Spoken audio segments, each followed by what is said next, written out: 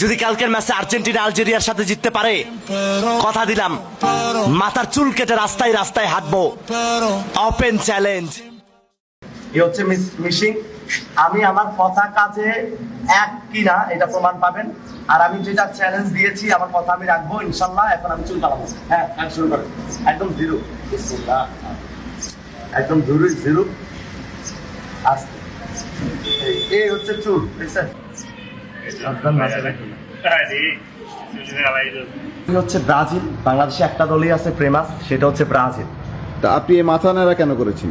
আমি মাথা নাড়াটা করেছি হচ্ছে আমি একটা চ্যালেঞ্জ নিয়েছিলাম। আজকে আর্জেন্টিনার খেলা গেছে, তো এই খেলাটার আগের দিন অর্থাৎ কালকে আমি একটা চ্যালেঞ্জ নিয়েছিলাম যে আর্জেন্টিনা যদি আলজেরিয়ার সাথে জিততে পারে তাহলে আমি ন্যাড়া হয়ে যাব। তো সেই চ্যালেঞ্জটার আমি সত্য রাখছি। সেই চ্যালেঞ্জটা আমি বৃথা যাইতে দিই নাই, তার জন্য আমি চুল কেটে ফেলছি।